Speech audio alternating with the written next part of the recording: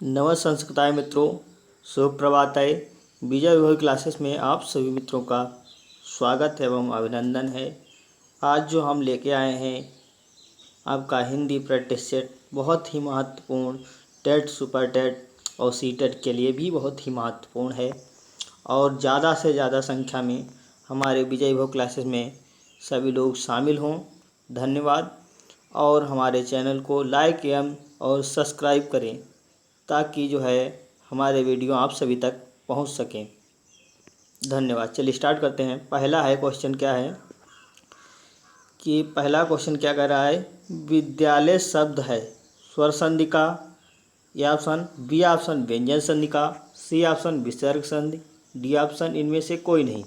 तो विद्यालय शब्द है तो ये हमारा स्वर संधि का होता है। विद्या प्लस आलय, विद्या में बड़ा आ और आलय में भी बड़ा आ निकलता है, तो कौन सा आएगा, स्वर संधि हमारा राइट आंसर होगा। ए ऑप्शन सही होगा पहला क्वेश्चन का।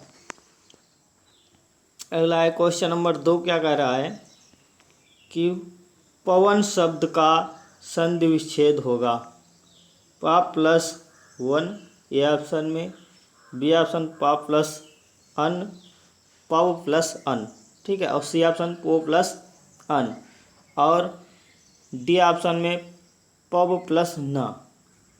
तो ये जो है एचो आए वाय वाह संधि के अंतर्गत आता है। तो उसमें सूत्र यही होता है, एचो आए वाय वाह आयादि संधि के अंतर्गत आता है, ठीक है। तो पो प्लस अन, ये ऑप्शन हमारा सी ऑप्शन राइट आंसर होगा। पवन शब्द का संधि विच्छेद होता है पो प्लस अन, ठीक है। अगला है क्वेश्चन नंबर,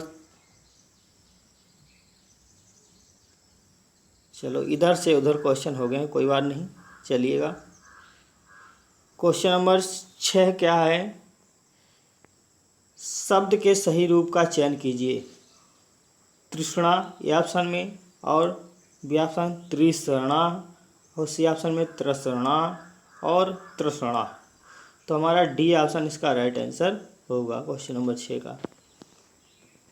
अगला है क्वेश्चन नंबर 7 में क्या कहता है, कवि का स्त्रीलिंग होगा। कवि का स्त्रीलिंग रूप होगा।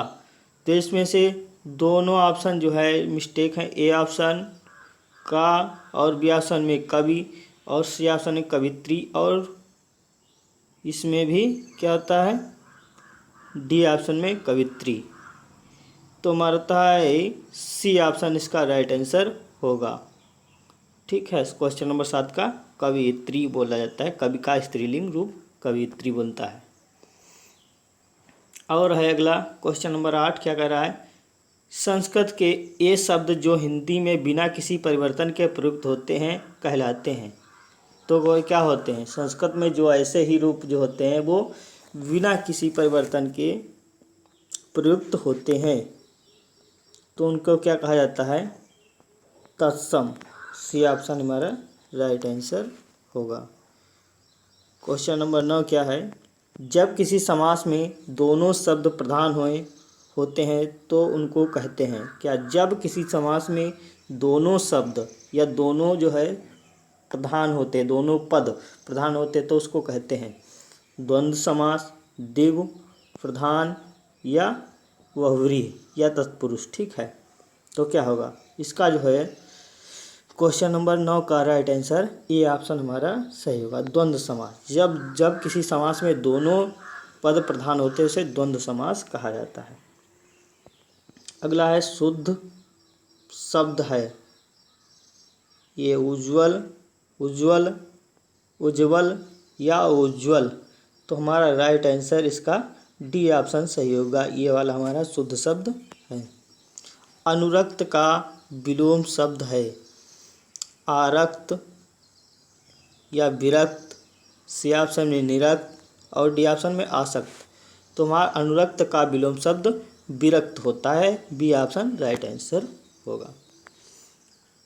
अगला है क्वेश्चन नंबर 12, क्या कह रहा है, निम्न में से किस समूह में सभी शब्द तत्सम है।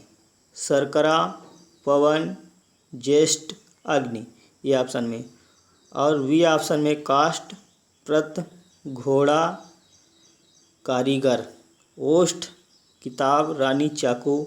डी ऑप्शन स्टूल, चम्मच, हाथी, कार्य। तो ना हमारा ये वाला ऑप्शन होगा, ना ये होगा और ना ये। हमारा ए ऑप्शन 12 नंबर का ए ऑप्शन सही होगा। शर्करा माने होता है जो है चीनी या शक्कर को, ठीक है। पवन माने होती है हवा। ज्येष्ठ माने होता है जेठ। और अग्नि का होता है आग, तद्भव, ठीक है। तो राइट आंसर ए ऑप्शन सही होगा। अगला है किस शब्द में को उपसर्ग नहीं है। अगला क्वेश्चन, किस शब्द में को उपसर्ग नहीं है। ए ऑप्शन में दिया है कुरूप, और बी ऑप्शन में कुशल, सी ऑप्शन में कुकर्म, और डी ऑप्शन में कुचाल।